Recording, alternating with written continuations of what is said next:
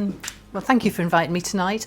I work for Vale of the White Horse District Council, and over the last 3 years we've had some funding for the UK SPF, and I pitched for this funding to promote the visitor economy in our area, because for the last few years nothing has really been done on the visitor economy. And the way I look at it, the way to get footfall into town centres is for people to come for leisure, for coffee, maybe they come for something to eat, they'll have the historic side of it. So I'm just going to do a presentation that I did a few weeks ago, just telling you a little bit about what we did and how I've gone about funding my project. So what I did is I put out to tender to get some, because we had absolutely no information whatsoever on how visitors were coming, what they were looking for. So starting off this project, the thing I needed to find, I needed some information, I needed some data to prove that footfall into towns could be increased by tourism. Sorry, my mouse for some reason doesn't want to, oh, there we go. So I commissioned, it went out to tender, and Tourism South East won the tender.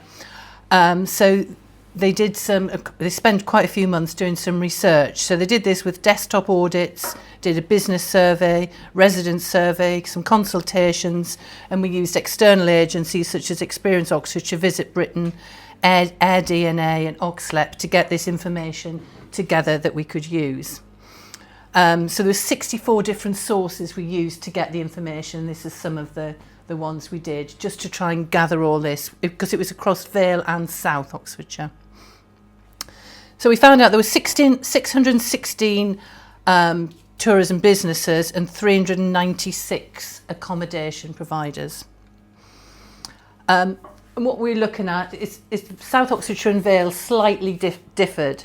So Vale, people were looking for historic sites. We had a lot of horse riding stables, equestrian groups, cafes, independent shops, pubs, museums and events covered both. And South Oxfordshire was obviously, a lot was featured on Henley-on-Thames, art galleries and leisure and theme parks. So that was the slight difference between the two areas. And what we looked at, we pulled out our USPs really, which is our geography and natural assets. So we've got the Ridgeway, the Thames Path, the Thames, the White Horse, glamping, outdoor activities, natural landscapes and walking and cycling. We've got heritage, we've got museums, but obviously birthplace of King Alfred, listed buildings. We've got a lot of independent shopping, pubs, cafes, restaurants, arts and culture. We've got lots of art trails, and we do loads of events all over our area, but there's not one place that everybody can find out what's happening. And obviously our market towns, which are a real draw for people, but not promoted. I'm not going to focus too much on the business and education connections, because we have obviously still got students. We've got London, we've got Science Vale, Shrivenham Defence Academy, which does bring people into the hotels in the area. So we've got challenges as well. Basically, a lot of the time we're bunched with Oxford, and our area is totally different. You know, we've got lots of lovely walking, cycling, like we said, historic things, but we're always attached to Oxford, and Oxford is looking for international tourists. We're not looking for international tourists. We're looking for people that may live in Abingdon, that want to come to Wantage, that can be on a bus route. We're looking for people to stay in our area but maybe don't want to travel too far. But we had lots of challenges. You know, we looked at the transport was obviously a bit of an issue in our rural area. There was no funding, resources. There was uncoordinated visitor information, and we didn't really have a recognition. So we want to develop a sort of a destination, a marketing support plan, and we want to work in partnership with all the towns. So this really is our area, and these are the places we draw information from. So obviously love Wantage. I work with Andrea a lot on this, but our area is, you know, really rural area, but we've got some beautiful towns. And our natural assets. So we want to promote them. We want to promote cycling routes. We want to promote the boating. We want to promote walking. We want people to come to the area and stay a few days. They may come with their bikes. We've got lovely walking trails. We've got lovely cyclings, and that's what we really want to promote. For example, there are 42 different sources of walking information that we found just by having a look. There's so many different, plus a lot of ramblers walks. And what we want, you had to go to all these different websites to find this. We were looking for a way that we could get everything onto one site. So if people were looking for these things, they had one place to look, because it could just take hours looking for all of these areas. So what we decided to do, which I've wanted to do for a long time, we've done a website called southernoxfordshire.com, which promotes the best walking trails, the best cycling trails.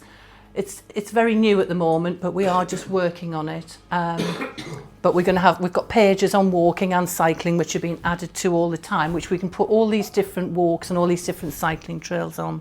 So like we said, if the information is not available, visitors will assume that you don't have what they need. So really, the website is vital to build trust, transparency, customer confidence.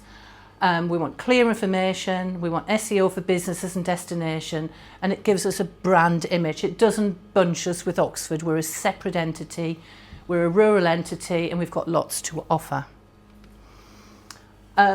So we checked out lots of businesses. So only 13% of businesses mentioned walking routes on their websites in our area, mainly the caravan and camping establishments.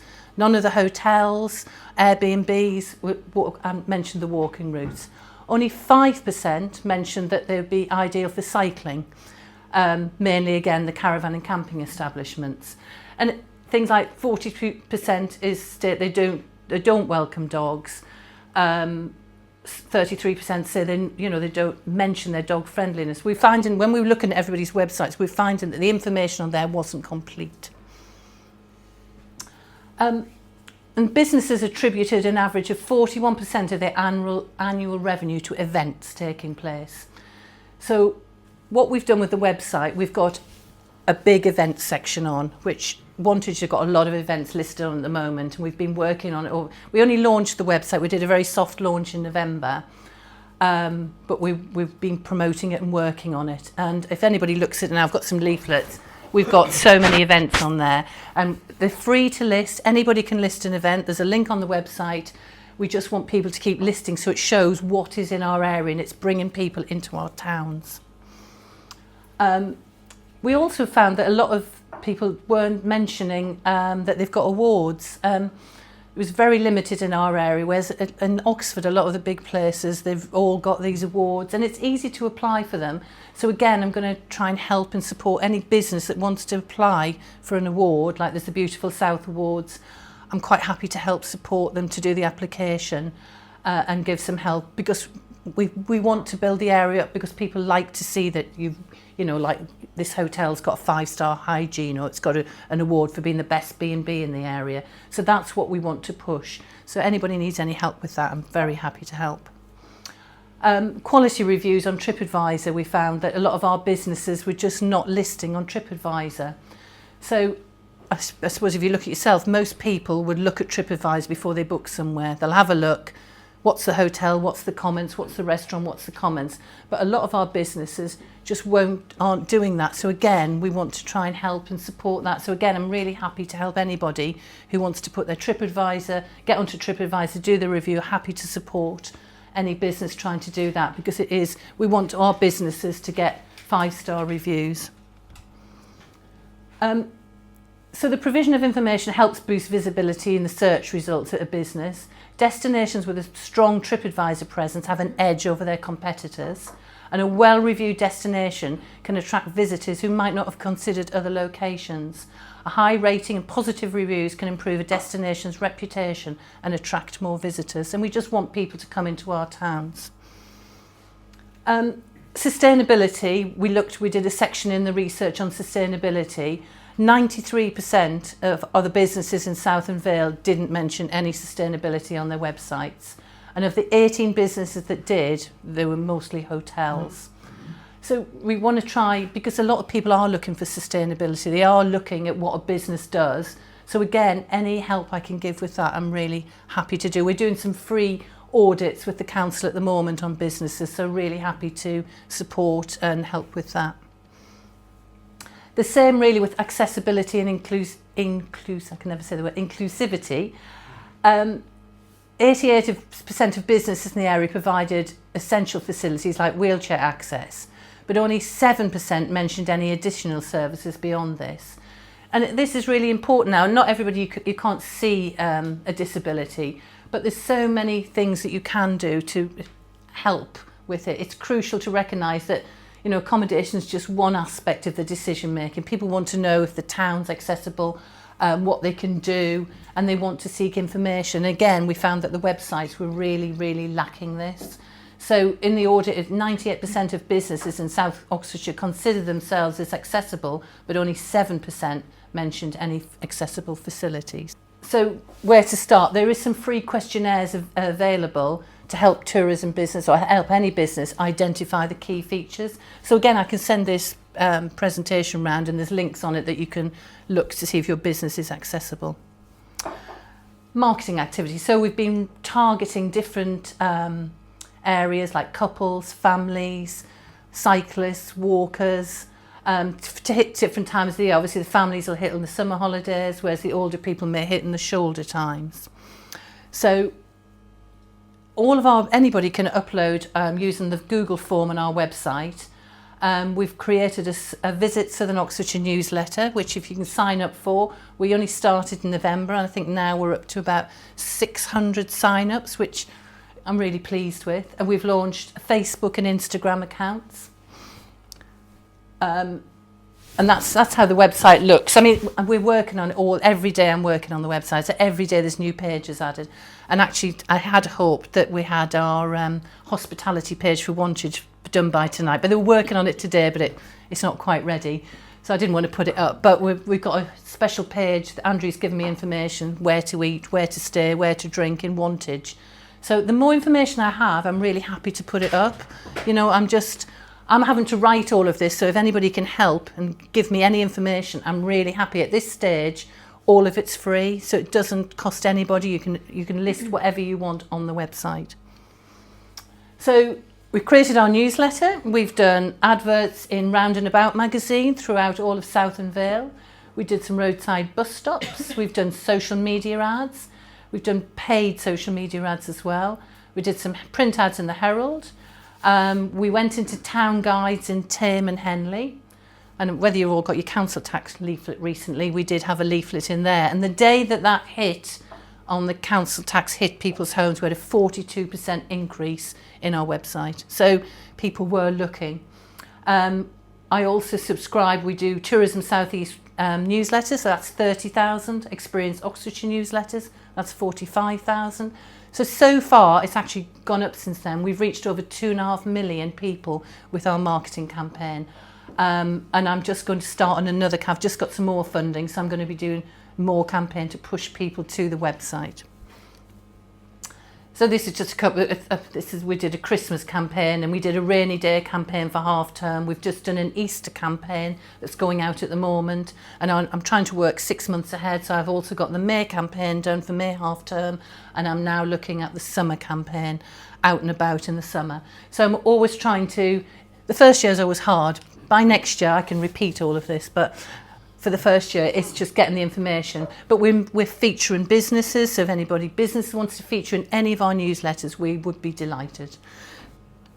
How often do they go out? The newsletters, our own newsletter goes out once a month. Okay. The Tourism South East letter goes out once a month, and the Experience newsletter goes out once a month, all at different times. Okay. So we have different, sometimes we repeat the copy, but we try and change it around a little bit. Yeah, I can send you the dates, because I have all the dates over the next few months. So I know what's happening. And we're getting a lot of coverage. Facebook, we're doing paid ads on social now, which are getting a great pickup. And we're focused, and this was a Christmas thing we focused on. Yeah, so examples, we did rainy days over the February half term. We're doing weekend adventures. I've just put up a vineyard tour website. Oh, page, not website, a vineyard. So I didn't realise that we had so many vineyards in South and Vale. So literally it's just gone live. I think there's about 12 vineyards, and they all do vineyard tours, which I didn't know that. Apparently it's on the same as Roms in France. It's the same chalk. Yeah. So anyway, and all these vineyards are offering free tours and free tastings, so. Wow. Exactly. Exactly.